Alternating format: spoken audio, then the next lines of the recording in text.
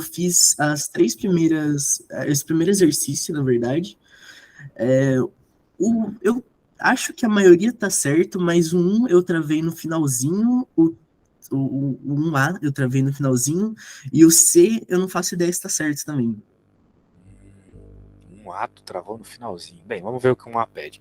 Aqui a gente tem a equação de Schrödinger, que fala sobre o estado, né, os estados, a probabilidade de cair para determinado estado, etc. Aqui o H representa o Hamiltoniano, que tem a ver com energia, pode ser considerado independente do tempo. Energia independe do tempo. Mostre que o estado, esse dependente do tempo aqui, pode ser igual a uma função que depende do tempo, vezes uma outra função que depende só da posição. É uma solução da equação de Schrödinger somente se essa função de onda é um autoestado de H, isto é, se respeitar este procedimento. E de fato, é isso que ocorre, né? O operador hamiltoniano ele é um autovetor, né? Ou melhor dizendo, ele é um operador linear que quando age sobre um autovetor, ele te dá um autovalor específico, né? Que no caso é esse cara aqui. Tu já fez a álgebra linear na graduação? Chegou a fazer essa matéria? Já, mas assim, eu fiz bem daquele jeito. Ah, é. Pois é, aquilo lá é uma matéria que se usa muito pouco, né? Eu usei muito pouco na minha vida, mas aqui em mecânica quântica usa muito ela. Principalmente aquela parte final lá de autoestado, autovalor, autovetor, lembra? Sim. Bem, existe uma teoria por trás daquilo. Não é só pegar a matriz e ficar encontrando as coisas, né? Tem toda uma questão lá sobre linearidade, sobre o grau de liberdade da tua função, etc. Toda a solução da equação de Schrödinger precisa ser no autoestado de H. Bem, e aí você disse que fez. Tu pode me mandar coisa pra gente não perder tempo com isso e só explicar o que tu precisa. Se tu quiser mandar uma foto Ok. do que tu fez pra ver se faz sentido, Acho que eu consigo mandar por. Pode ser em PDF? pode, como tu achar melhor. Eu prefiro PDF, por sinal. Tem gente que tá em 2023 e ainda bate foto da tela com o celular, velho. Isso aí é um negócio inconcebível pra mim. Meu Deus, a pessoa foi amamentada, ela não sabe que tem uma tecla chamada print screen no computador para apertar e pronto, feito print. Eu acho isso sensacional.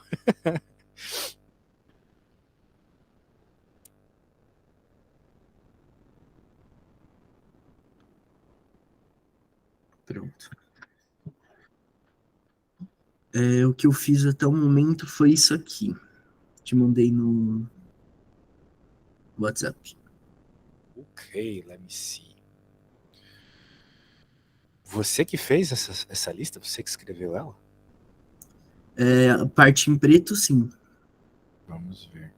Esse com a tela preta. Poxa, que bonitão, cara. Qual aplicativo tu usa para fazer isso? Eu faço no iPad, eu faço pelo GoodNotes. Pô, tua letra é bem bonita. Mas o aplicativo ajuda a deixar mais bonito? Não, é só. Não, essa é a minha letra mesmo. Bem, que coisa linda, velho. Eu gostaria de fazer isso também aqui nas minhas aulas, mas eu acho que demanda um tempo desgraçado escrever com uma letra tão bonita num aplicativo assim. Bem, vamos ver o que Demora um você fez. pouquinho. Para quem disse que não está bem de matemática, está muito bem desenvolvido aqui. Vamos ver. Você simplesmente substituiu a função e. Na verdade, esse 1A, pelo que eu entendi, ele. Só um momento que eu já perdi aqui. Pelo que eu entendi, ele tava. Isso é uma parte muito parecida com o que o professor ele fez em uma das aulas, que ele desenvolveu a equação para chegar na equação de Schrödinger independente do tempo. Sim. E aí que ele fez essa mesma técnica de pegar uma função de onda e dividir em uma função relacionada ao tempo e uma função relacionada à posição. E aí eu fiz mais ou menos o que o professor fez. Sim, de modo geral é o que a gente faz para resolver equações diferenciais parciais. Vai ter um momento que tu vai ter que estudar o átomo de hidrogênio, principalmente você, que é mais dessa área molecular aí. Resolver o átomo de hidrogênio é muito importante. Daí lá você vai ter que o átomo de hidrogênio, por ele ser uma esfera, né? A gente considera ele uma esfera, ele tem três funções que descrevem o seu volume, vamos dizer assim. É o raio e os ângulos, né? O θ e o azimutal. Enfim, daí você vai ter que quebrar em três funções. Mas sim, cara, tu fez certinho. A ideia era essa e ali eram só derivadas, tudo bem? E é isso. Daí, bem, Aí o problema, na verdade, que eu só um cheguei. segundo, estão me ligando aqui. Ok.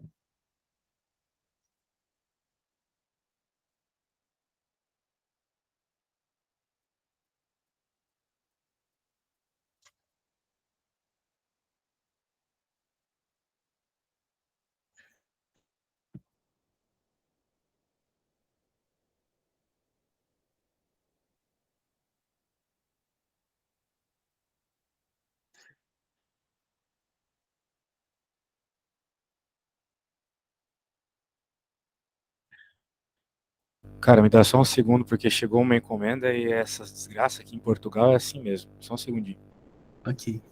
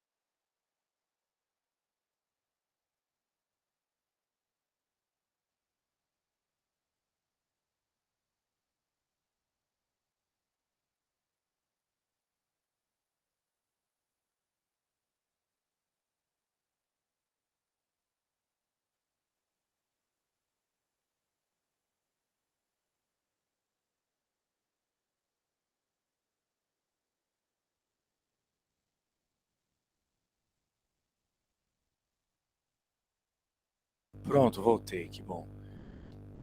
Tá, vamos continuando aqui o que você fez. Toda solução da equação de Schrödinger precisa ser um autoestado de H. Foi o que você garantiu. E como é que você Isso provou na isso? verdade é uma pergunta. Isso na verdade foi uma pergunta que ele fez, e eu tenho a impressão de que sim, só que eu não sei explicar o porquê. Isso é uma das partes que eu fiquei meio confuso. A outra parte que eu fiquei confuso é quando surge o epsilon. O epsilon. Sim, É, que é o alto porque, valor ali. porque eu lembro que nessa parte da explicação, o que o professor falou foi que nessa equação, isso tem que ser igual a uma constante, porque a parte esquerda ela só depende do tempo e a parte direita da equação ela só depende da posição. Então, se uma coisa que só depende do tempo é igual a uma coisa que só depende da posição, isso tem que ser uma constante. É verdade. Isso aí é um dos ansatz que a gente faz nas equações diferenciais parciais. Né? Por exemplo, se tu tem...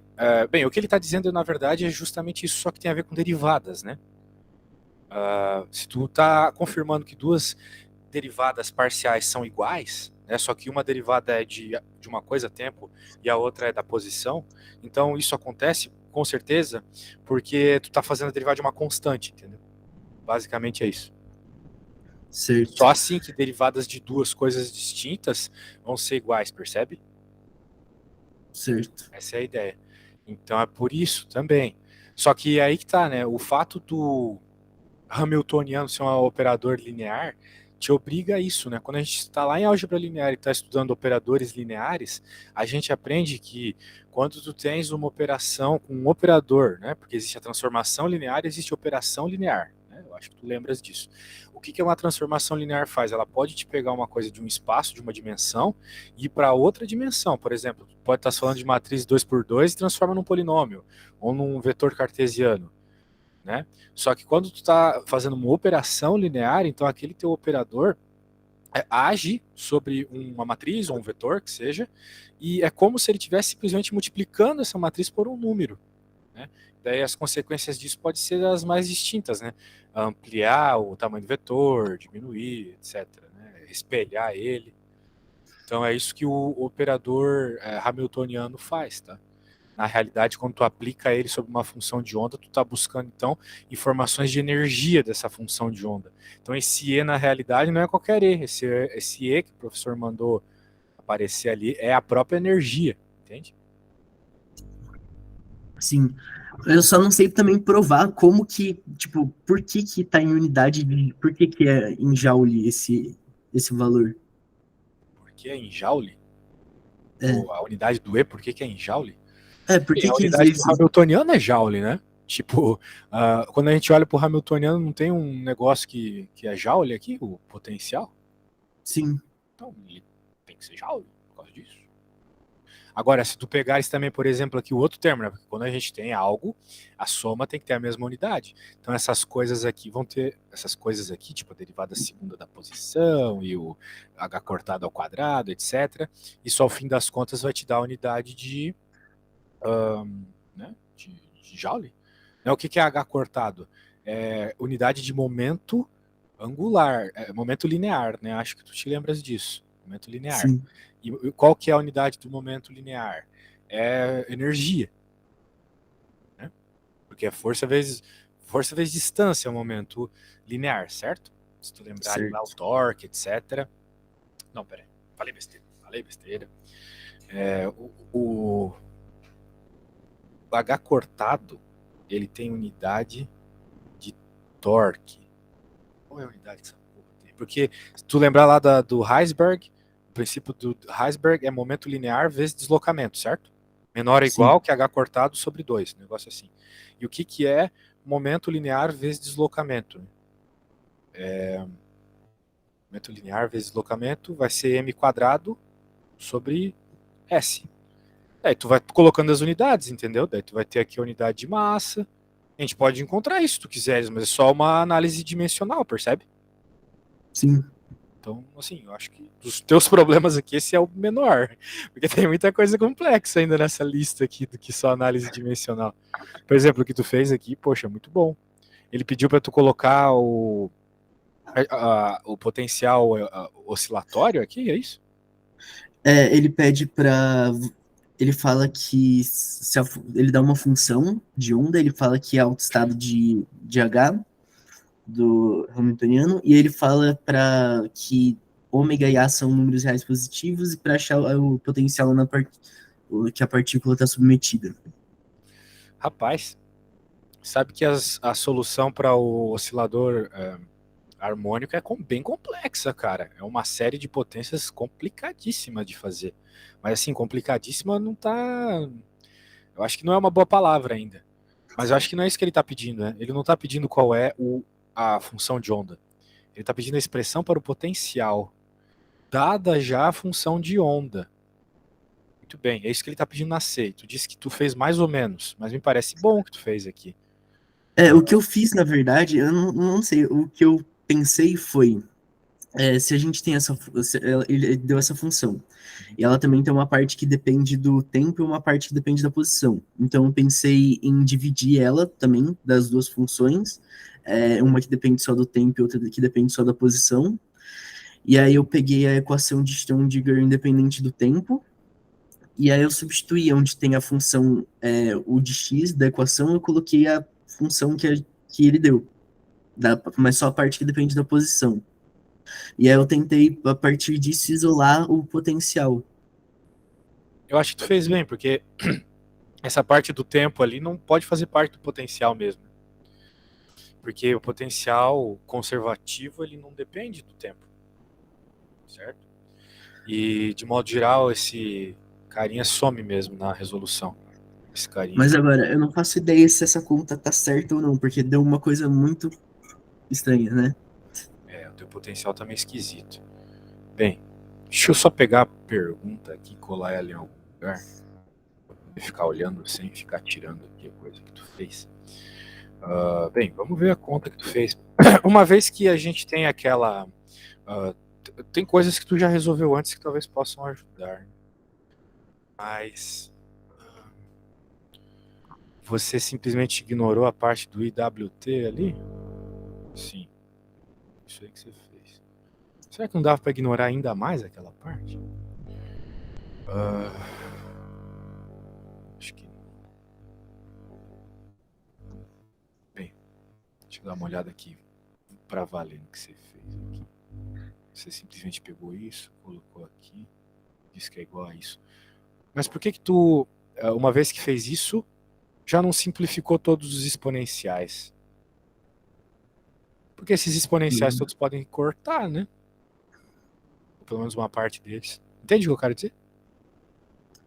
Em qual parte você tá falando? Aqui mesmo, aqui nessa equação, né? Você substituiu ele, certo? Sim, Muito bem. Daí você fez algumas derivadas. Você chegou a derivar aqui 2 vezes? cheguei. Muito bem.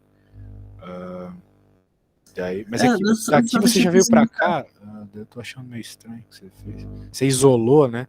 Tipo, passou esse cara pra lá e passou esse cara dividindo. Percebi. Isso. Mas por que tu acha que isso aqui tá mal? Não tá nem um pouco mal isso aqui. Não sei, porque eu não sei, deu uma conta um pouco mais Não, diferente do que eu esperava. é isso mesmo, é isso mesmo. Esse potencial aqui é um potencial bem famoso, é o potencial oscilatório, né? Só Ai, tô pensando alguma coisa aqui quanto à unidade, mas parece que tá tudo certo, né? Porque tu teves que fazer isso. O que que é esse cara aqui embaixo? É um 2, é um número 2. sim. Tá, perfeito, cara. Parece que é isso mesmo. É isso aqui tem unidade de que isso aqui? M ômega x ao quadrado. Eu acho que é uma unidade de momento linear mesmo, porque é o próprio momento angular lá. Assim. Aí, cara. Não, tá tudo certo. Não tem erro nenhum aqui, tá? Pode ter certeza. Foi do jeito que eu faria. Eu acho que eu só Ok. cortaria as coisas antes. Mas tá tudo certo, tá tudo certo. Só que tem um momento que tem que derivar 2 vezes, né? Aqui. Sim. Daí. Não, eu já fiz direto, eu já coloquei a segunda derivada direto. Tá. Então tá bom. Só achei meio estranho isso, mas de resto tá ótimo. Nota 10. É isso aí.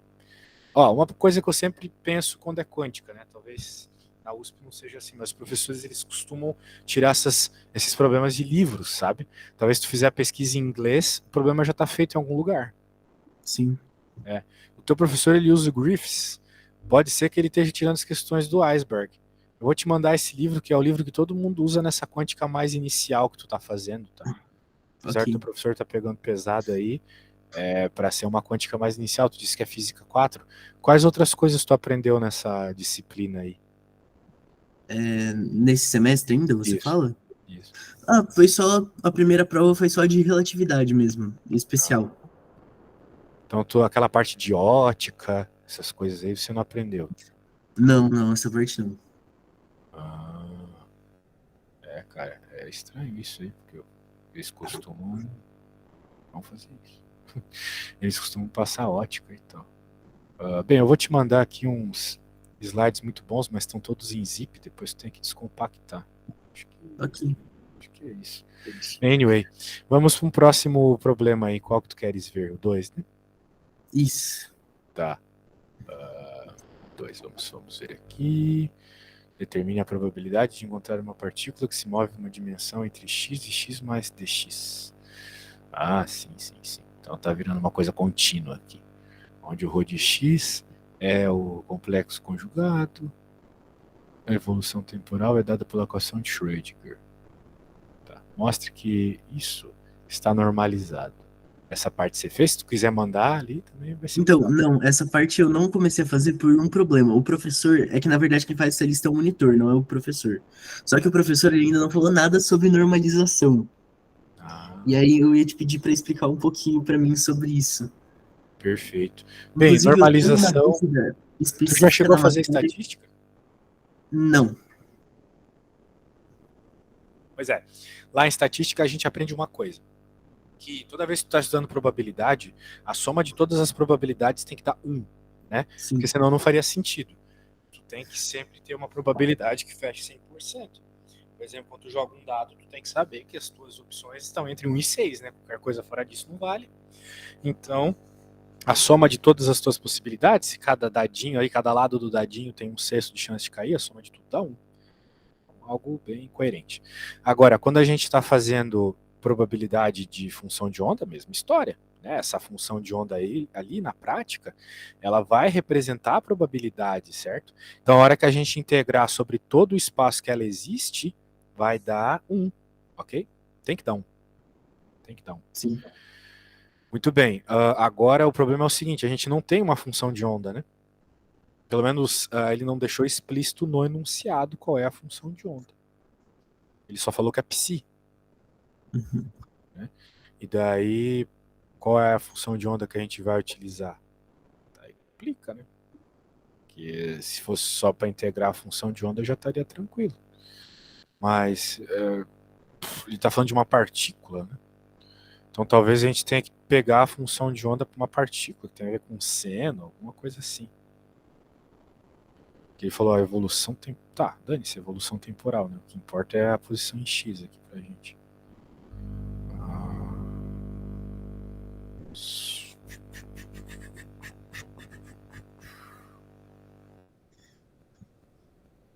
Porque é pra integrar aqui, mas ele não tá dizendo qual que é a função de onda, né? Será que a gente tem que usar isso? Porque se eu for usar qualquer função de onda, vai ter solução. Percebe? Posso bolar uma função de onda complexa ali que vai dar uma probabilidade maior que 100%. Eu já fiz isso, fiz com um colega meu isso aí uma época na minha pesquisa. Então tem que ter uma função específica para normalizar, entende? Sim. Pô, e agora como é que faz? Como é que faz? Como é que faz? Porque está falando de uma partícula, né? A gente tem a função de onda de uma partícula. Então, isso é uma solução. É o seno. Então a gente teria que integrar isso, eu acho. Beleza? Então é isso, eu acho que é isso. Né? Porque, por exemplo, poderia ser isso aqui. Colocar isso aqui ali. E aí, como que fica? Mas a ideia de normalizar é isso. Tá. Bem, ele está mandando fazer de outra forma. Que é, dada essa integral aqui, disso que a gente já conhece, fazer que a derivada no tempo seja 0. Tá bom, a gente pode tentar fazer isso. Só com os dados desse enunciado. Eu não vou supor nenhum tipo de função distinta, tá? Ok. Então vamos ver. Deixa eu colocar aqui na minha tela.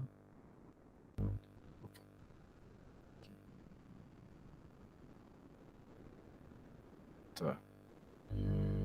Bem, então supostamente a gente tem que pegar esse cara aqui e colocar ela e o complexo conjugado dela aqui, né?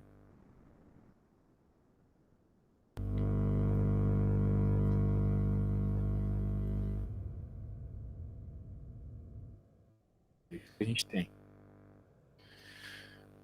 Mas o problema, ele não está pedindo para a gente integrar de fato. Ele está pedindo para que a gente resolva isso aqui, ó. Mostrar que a derivada no tempo é 0. Certo?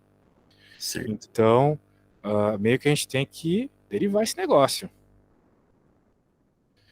Então, a gente sabe que quando a gente deriva uma integral, né? Na prática, se a gente está falando de uma integral que fosse na mesma variável da derivada, a gente poderia simplificar, sobraria só o que está dentro. Né? Sim. Mas não é o caso aqui, porque a gente está tendo uma derivada no tempo, enquanto a integral é na posição. Portanto, essa derivada vai entrar dentro da integral, beleza? Ok.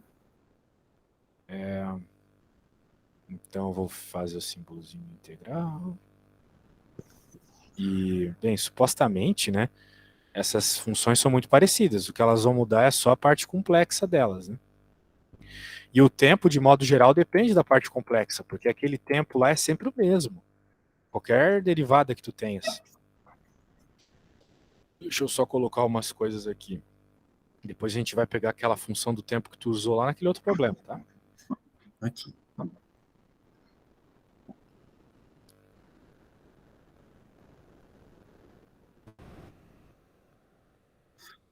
quando você falou que estava querendo uma aulinha de quântica, eu pensei, né, já que ele não mandou nada, deve ser aquelas coisas lá de poço potencial. Você já resolveu o poço potencial, esse tipo de coisa, hein? Não, ainda não. A parte da matéria que eu tô ainda não chegou nessa Pô, parte. mas essa é a parte mais fácil. Esse negócio aqui é muito teórico. Então tá, então como tu pode perceber, né, a gente tem que fazer a derivada da função. Vamos lembrar que essa função, ela pode ser escrita, né, como uma coisa que depende só de f e de t, né, de r e de t. Então a parte que a gente está derivando aqui, a gente pode dizer assim, eta de t, um rzão, um xão de x. E agora, o que vai acontecer com essa derivadinha ali? Eu vou ter o carinha de x de novo, multiplicando aqui, porque ele não vai sofrer a ação do tempo, né? Mas eu vou ter a derivada do carinha do tempo. E eu vou ter uma coisa muito parecida ali com o complexo conjugado, certo?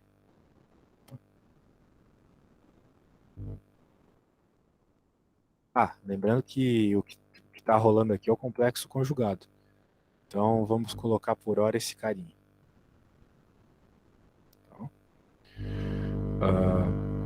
por hora só, porque a gente sabe que esse complexo conjugado não age em todo mundo, né? Vamos lembrar disso. Ok. Por exemplo, na posição ali ele não vai agir, né? Daí agora, esse cara vem aqui, esse cara vem aqui, a gente vai ter isso, beleza. Bem, quem que é a nossa função do tempo? Você mostrou a função do tempo lá, quando você estava resolvendo aquele seu probleminha. A função do tempo é essa aqui, ó. Vou até pegar da sua folha lá. Ok? Se bem que você tirou isso do enunciado do problema, né? Só que Sim. essa é a função do tempo sempre, cara. Ela é sempre a função do tempo, mas ela não é bem desse jeito com E. Normalmente o pessoal escreve com ômega para dar a ideia de que esse negócio de fato está multiplicado por uma frequência, né? Só que a unidade desse negócio aqui é frequência, ou seja, 1 sobre tempo. Beleza? Ok. Então, a hora que a gente deriva esse carinha aqui, vamos chamar esse carinha, eu chamei de φ, né? Você chamou de F, mas isso aqui é o meu φ de t. A hora que você deriva o φ de t, vai sobrar o complexo para fora, o exp para cortar do c e volta.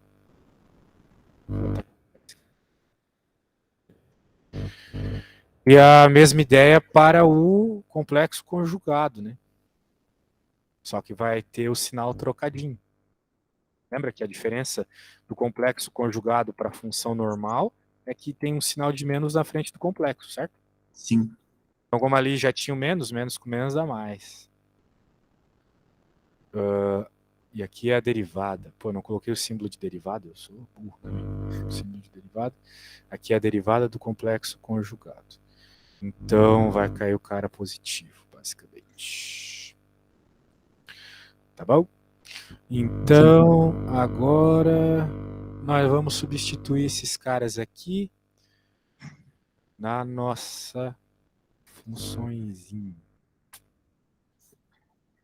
Aí o que que acontece? Pô, eu vou ter que deixar maior essas coisas em quântica com a tela, né? O problema é que fica meio ruim de eu mexer quando eu deixo maior. Então não é porque eu sou burro, é porque tá complicado de mexer isso aqui. Mas vamos lembrar que tudo isso aqui ainda por cima estava dentro de uma derivada de x, né? E daí o que que acontece? Esse cara aqui, ele nunca tem a posição complexa, né? Tem o tempo complexo. A menos que eu esteja muito maluco, mas eu acho que é isso. E agora quando a gente vai pegar esse... Por que que existe tempo complexo, né? Porque tu pode lembrar que esse I na frente ali, ele dá aquela ideia de oscilação, né? Lá do plano complexo. Não sei se tu te lembras do plano complexo. Chegou a estudar o Sim. plano de Argand de Gauss? Beleza. Tá. Então eu acho que por hora é isso. Daí agora o que, que vai acontecer aqui? Eu tô parecendo o João Kleber. O que, que vai Não sei se tu lembra, né? Talvez tu é tão novinho. Quantos anos você tem? Eu tenho 22. Ah, você não viu o João Kleber, então. Aquele cara que fala, para, tá ligado? Bem, qual que é a diferença do... Bem, tem uma certa diferença aqui, né? Então eu não tenho como trocar só o sinal deles. Então eu vou fazer o seguinte. Aqui eu vou colocar esse cara. Aqui eu vou colocar esse.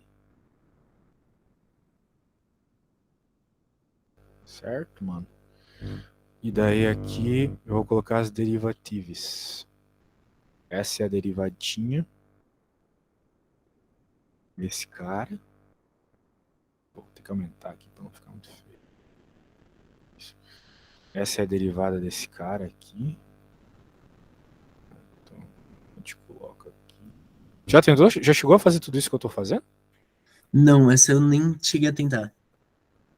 Tá, então tu tá vendo que eu simplesmente peguei a função do tempo lá, que é o padrão, e substituí, né? Se bem que essa aqui que eu Sim. peguei, ela não é a derivada do complexo conjugado, então ela vai vir aqui. A derivada do complexo conjugado é essa.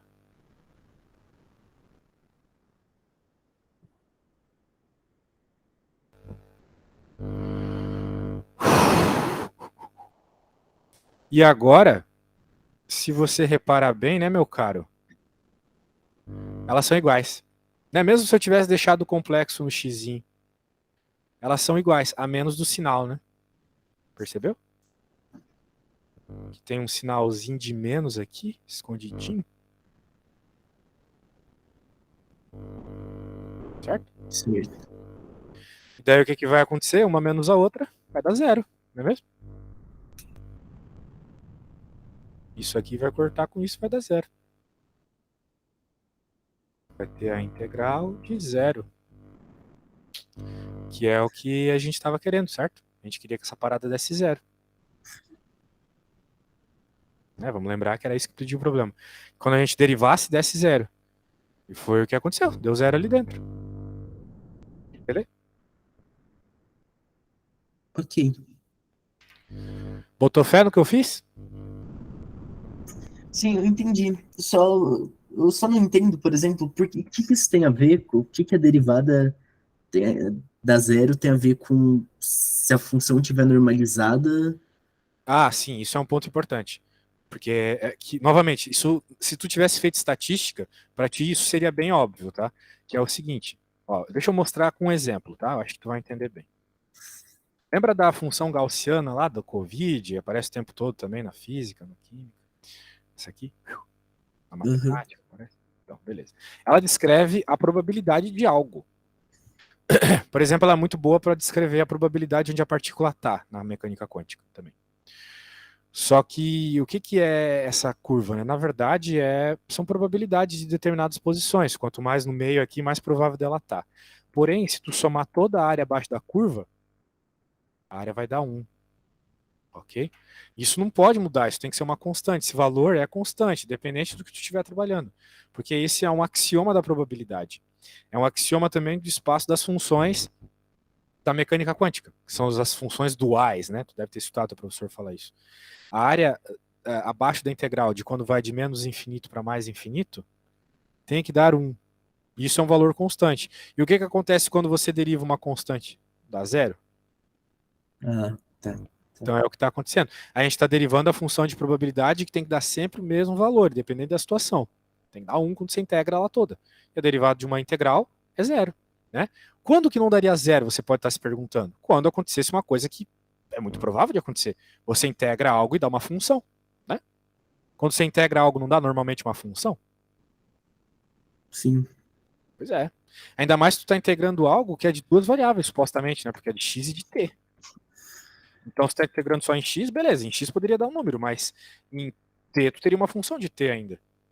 Então, é muito provável que, é muito possível, né, para qualquer outro tipo de função, que quando tu derive uma situação dessa, não dê zero. Mas aqui deu. Justamente por quê? Por causa da natureza, né, probabilística dessas funções. Já está no cerne dela ser dessa forma, percebe? E é Certo. isso. Então é isso aí, meu velho. Bem, essa era a primeira. Agora ele está pedindo, ixi, corrente de probabilidade, outro bicho chato, né? Tem a ver com a derivadinha ali. Mostra que vale a equação da continuidade. Esse é um problema clássico também. Isso aí, ó, tenho. Se tu pôr no Google, vai ter ele feito, tá? Esse aqui. É um problema clássico dos clássicos aí desse começo. Né, essa equação da continuidade aparece às vezes aí na mecânica de fluidos, né? Não sei se tu chegou a ver. Não, esse eu não tive. Pois é. Ela aparece aí na mecânica de fluidos e a ideia é essa, né? Então tu tem a corrente de. Isso aqui aparece, meu, quando tu tá falando de corrente elétrica, né? Aparece, nossa, um monte de vezes na física, na matemática. Então ele quer que tu prove que isso aqui é verdade. Bem, aqui tu tem que fazer as derivadas, né? Ele já te deu quais são as derivadas. Pronto, né? Tem que derivar essa parada aí, velho. Sacou? A gente pode derivar. A gente pode derivar isso aqui. Vamos ter que derivar no tempo, né? A princípio. Ou melhor, em x. Porque esse negócio aqui está derivado em x. O J está derivado em x, tá vendo? Sim. Que é a densidade corrente. J é a densidade corrente. Então agora é pegar esse carinha e derivar em x. Então, bem, eu acho que você conseguiria fazer isso, tá? Mas pode fazer. Lembrando que, de novo, pode ser que a gente tenha que transformar isso em duas funções, né? Uma do tempo, outra em x. Pode ser que sim, pode ser que não. É no desenvolvimento que a gente vai ver isso. Porque a derivada aqui está agindo só em x, né? Então tudo isso aqui vai ficar derivado em x. Daí, note que no meio da resolução aqui aparece essa coisa. Tu lembra o que é isso aí? Hum,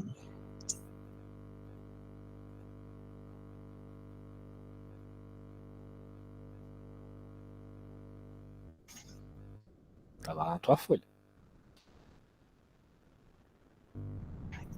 essa é a. Que é esse ho aí. Essa é a densidade de probabilidade, não é? Perfeito. Que é, no nosso caso aqui, a multiplicação da função de onda pelo complexo conjugado dela, né? Sim.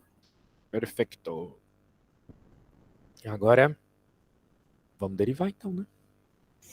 Talvez na hora que a gente derivar essas coisas já apareça naturalmente uma multiplicação aí da parada.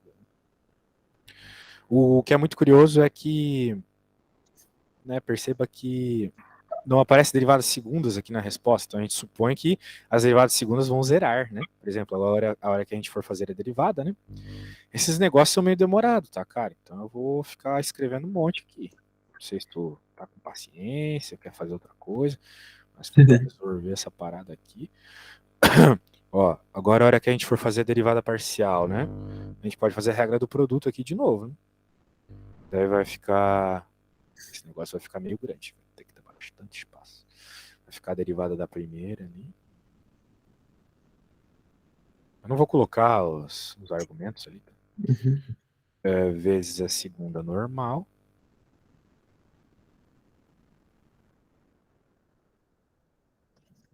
Agora mais, né? A derivada da segunda, o que vai me dar uma derivada segunda, né? Vezes a primeira normal. E agora menos o outro lá. Ó, é aquilo que eu falei. Vamos torcer para que a hora que a gente fazer essa derivada aí, né, as derivadas segundas, os termos com as derivadas segundas se simplifiquem. Né? Daí estou fazendo a derivada do próximo. Ali. Vezes o segundo normal. Por sinal, cara, a hora que ele está pedindo lá as equações de Maxwell como desafio, não sei se aquilo vale nota ou não, mais ou menos a mesma coisa, tá? Não, aquele lá é só pra. Não vale nada, não. Não. É só pra se alguém quiser se arriscar. Pô, quem é que vai perder tempo hoje em dia fazendo o que não precisa? Vale nota, né? Tá louco, pouca matéria que vocês têm aí na faculdade também. Bem, acho que eu fiz a derivada de tudo se eu não perdi nada no caminho. Certo, mano? Ok. Agora, vamos ver se as coisas se cortam, né? Vamos olhar pro termo com a segunda derivada. Olha só. o termo com a segunda derivada, se tu perceber bem, ele não se corta no primeiro momento, né? Porque aqui a gente tem a derivada do complexo conjugado e aqui a derivada normal, né? Do normal, beleza? Sim. Agora, a menos que eu esteja muito louco, esses dois aqui vão se cortar, né? Tô falando das mesmas, tá vendo? Sim. Só com sinal trocado. Então, beleza, já dá uma simplification aí pra gente. Não era o que eu estava esperando cortar no primeiro momento, mas foi o que cortou, né? Então, quem é que eu vou pôr aqui dentro? Opa, aqui. Esse cara. Esse.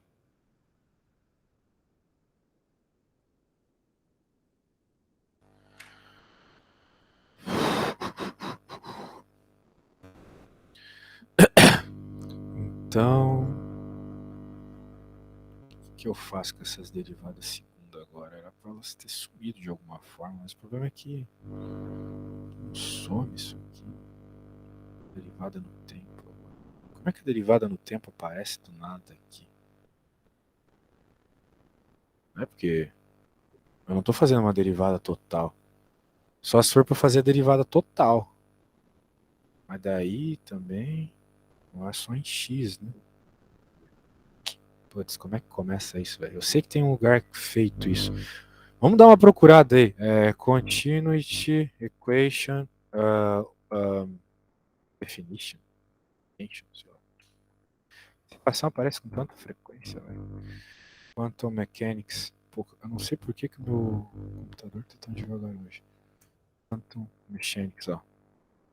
Apareceu aqui já no meu. Mas tem a ver com tu aplicar a derivada ali. Só que eu não tava esperando que cortasse, então acho que era pra derivar no tempo.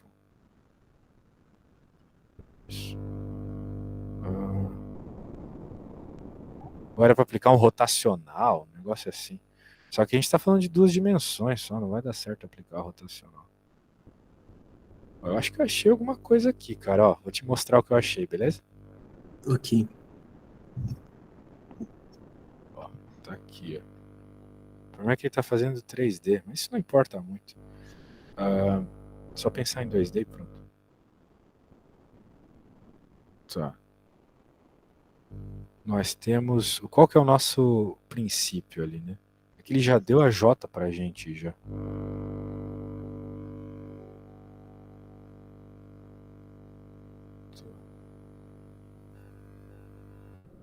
Ele já deu a J. Mas eu acho que é por esses princípios de mais lógica que qualquer outra coisa mesmo. Ó. Tem que pegar a equação de Schrödinger também. Ó. Tem que ter equação de Schrödinger. Agora derivando. Agora ele pega isso aqui, que é esse cara nosso também, que é esses dois, que é isso aqui que eu obtive lá. Beleza. Agora multiplicando a equação de Schrödinger por complexo conjugado, então fazendo essa substituição, a gente vai ficar com isso aqui. Tá, ele só multiplicou o complexo conjugado fora da equação de Schrödinger. Daí substituindo a derivada no tempo. Ah, viu? Ó, ele tem que usar a equação de Schrödinger, tá vendo? Porque daí, na equação de Schrödinger, tu tem a derivada no tempo já. Entende o que eu quero dizer? Tipo, tu não pode partir só do J lá, percebe? Tem que pegar também a equação de Schrödinger para que apareça esse ρ de t, a derivada do ρ no tempo.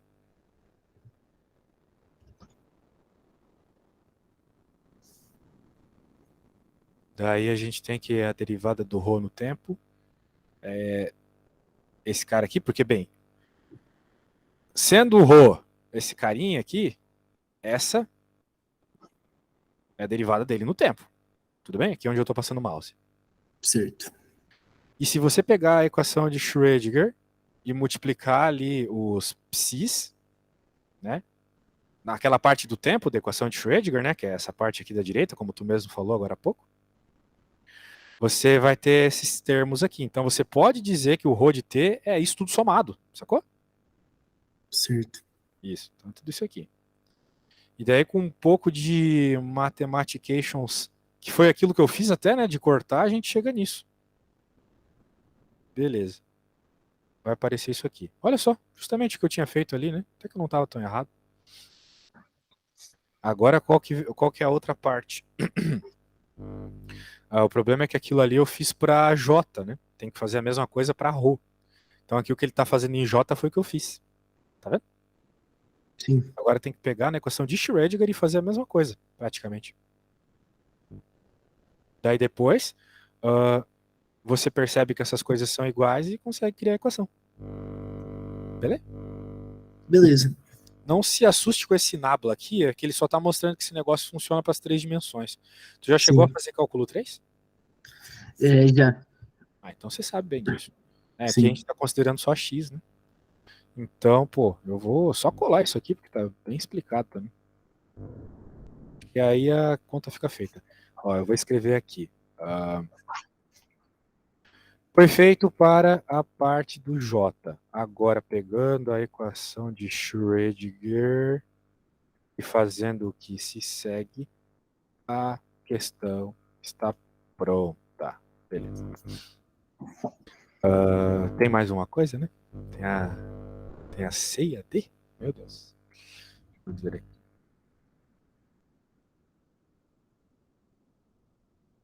Tentou fazê-las ou nem começou? Não, esse 2 inteiro eu nem mexi. Nem mexeu, tá. Vamos ver. Seja blá blá blá. Calcule a derivada em função de A, B de J.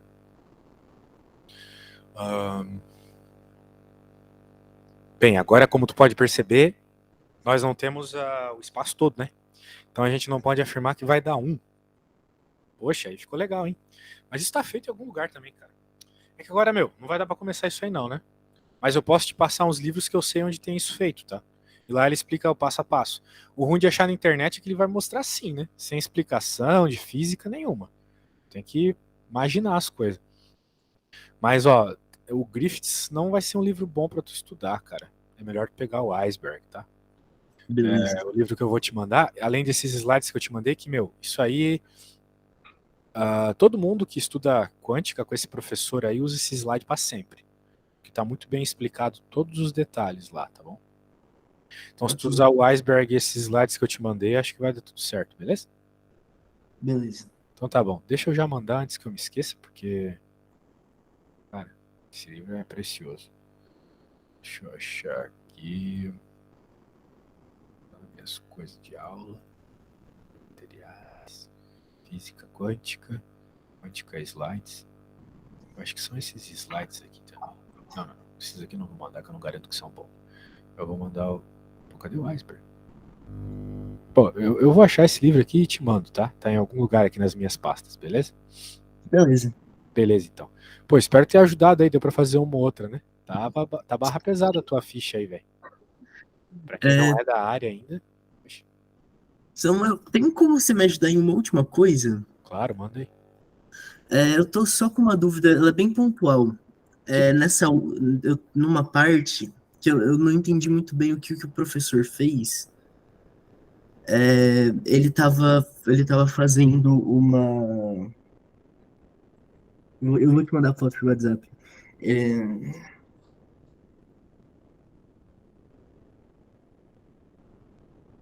Ele tá fazendo aqueles delta de... aquelas braquete lá? na verdade, a minha dúvida é lá no final dessa primeira foto que ele está calculando o valor esperado de uma variável ômega, estando o sistema preparado em estado φ, no estado psi. Uhum. A minha dúvida é só, agora se você for nessa segunda foto que eu te mandei, é a continuação. Quando ele vai calcular o valor esperado, ele faz essa divisão. E a minha primeira pergunta é, por que que tem essa divisão? De onde surgiu essa divisão?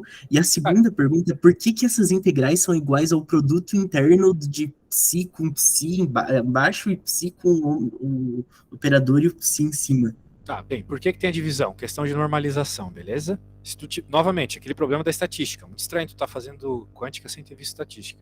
Lá a gente aprende que para tu fazer a integral que te dá o valor esperado, tu tem que estar normalizado, senão não dá certo. Então aquilo ali está fazendo tu ter certeza que vai estar normalizado, beleza? Está dividindo ali pela norma, vamos dizer assim, que nem na álgebra linear. Agora, por que que é o produto interno? É, Novamente, porque a função de onda não é a probabilidade. A probabilidade é ela vezes o complexo conjugado dela. Então por isso que tu precisa fazer essa multiplicação. Ok? Agora, se tu quer o valor esperado da posição, que é o que ele está fazendo ali, então a posição tem que estar dentro dessa multiplicação, ok? Como eles são coisas com complexidades diferentes, né? Vai ter que ficar um antes e um depois. Até por causa da questão das operações, tá? Que às vezes tu vai querer, por exemplo, sei lá, qual que é o valor esperado do momento linear. Daí tem uma ordem para fazer as derivadas, percebe? Então tem que ser desse sim. jeito. Então, primeiro motivo, por causa da divisão, por causa da normalização. E segundo, porque são as fórmulas da estatística, cara. Na estatística lá tu vai ver que se tu quer a posição esperada de algo, a velocidade esperada de algo, tu sempre coloca no meio da fórmula, assim. Beleza? Então Ok. eu até falaria para você dar uma pesquisada aí na internet agora, escreve assim, equação do valor esperado estatística, equação do desvio padrão, da variância estatística. Tu vai ver que tem todos esses padrão, beleza? Ok. Então tá bom. Bem, espero ter ajudado aí, cara. Boa sorte aí, que a lista tá fixe, tá fixe. Valeu. Obrigado. Abraço.